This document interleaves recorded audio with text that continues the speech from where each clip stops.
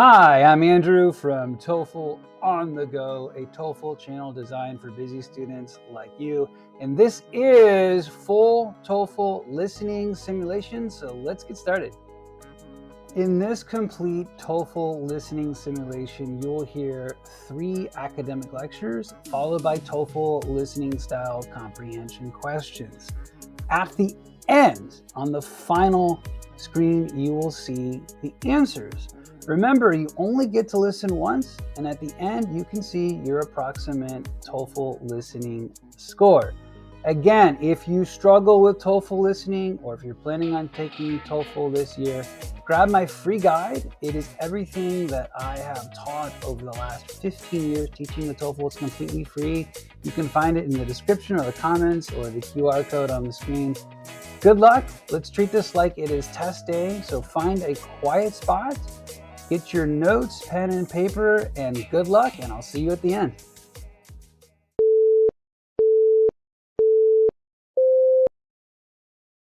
Okay, everyone, let's get started.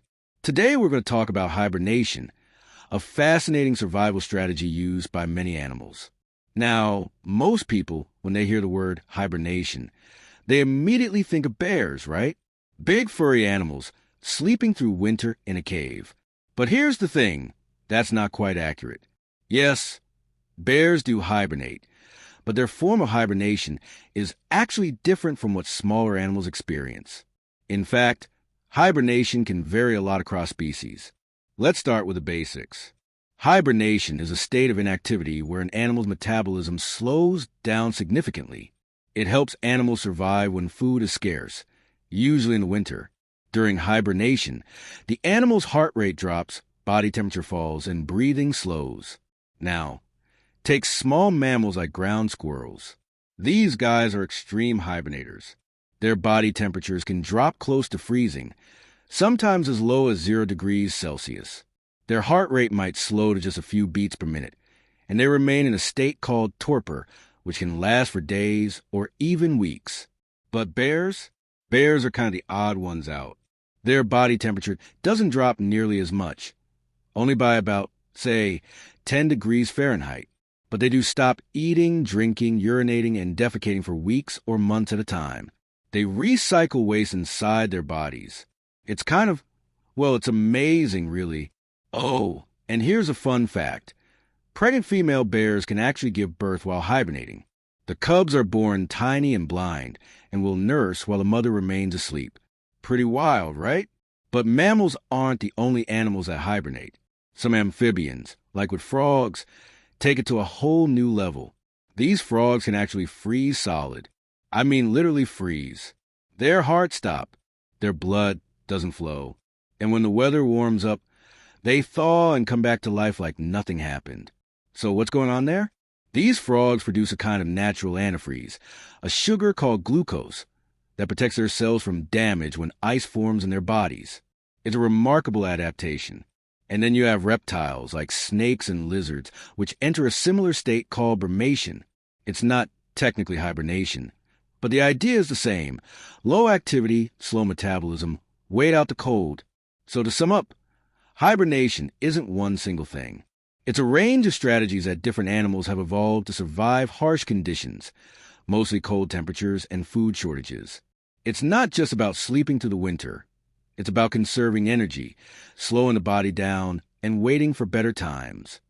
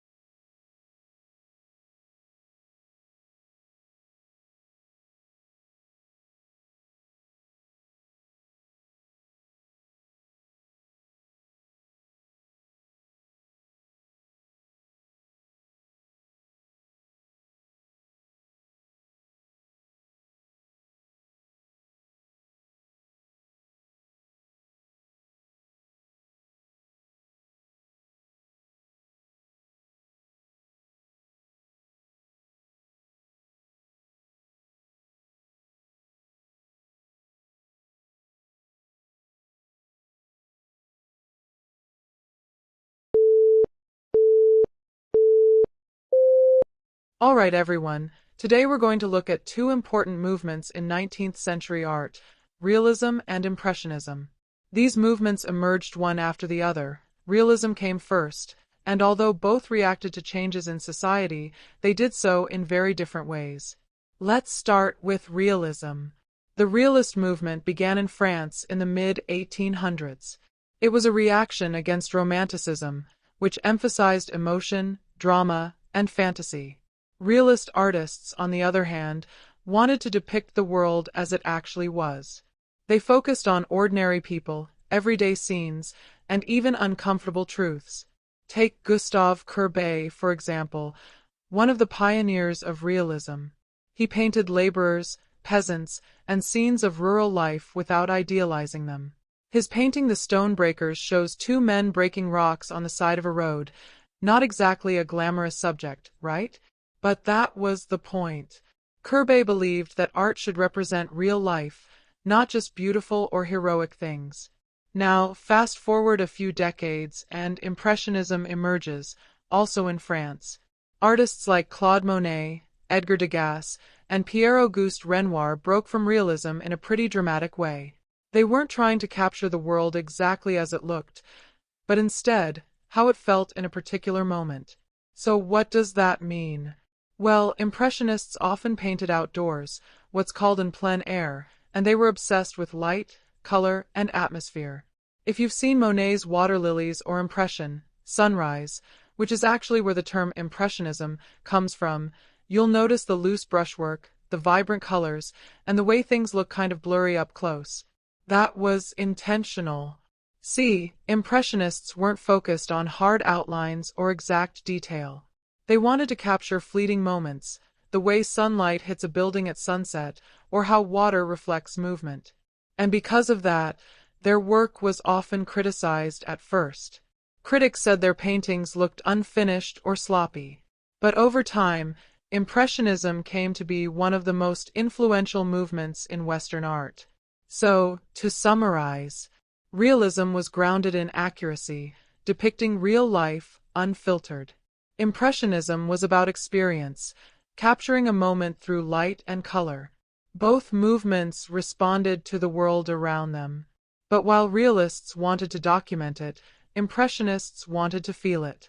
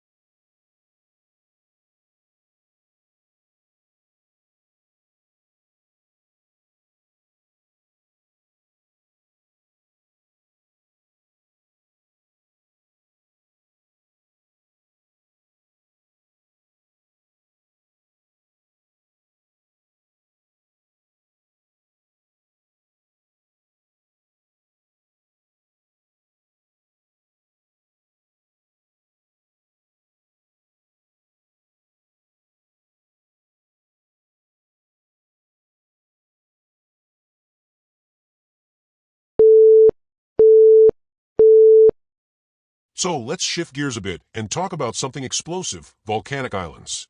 You've probably heard of places like Hawaii or Iceland, but have you ever wondered how islands like those actually form? Well, the answer lies deep beneath the Earth's surface in a process called volcanic island formation.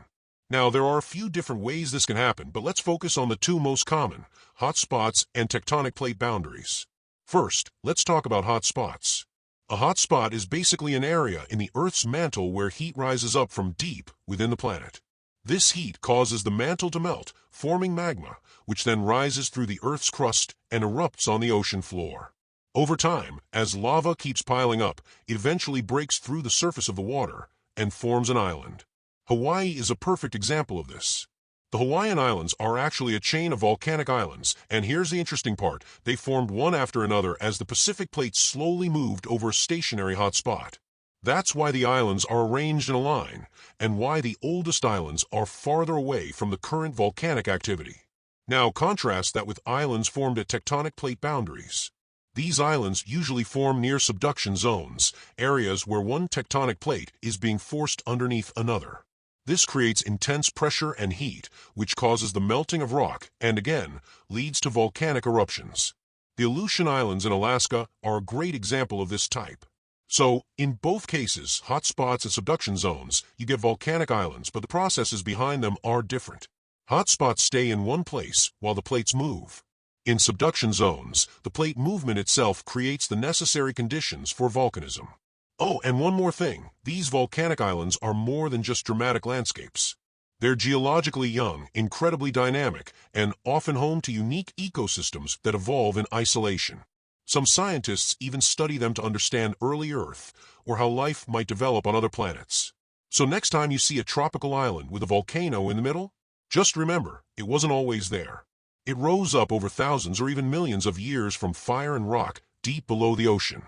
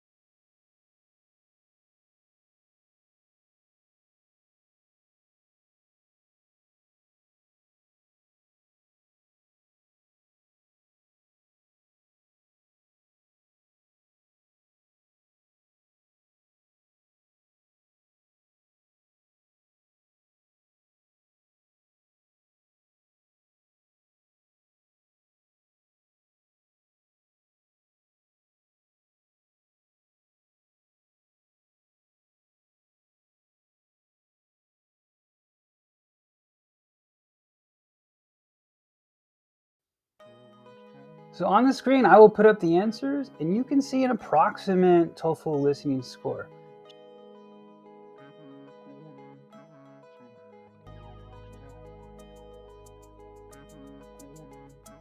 Just remember, listening is one of the hardest.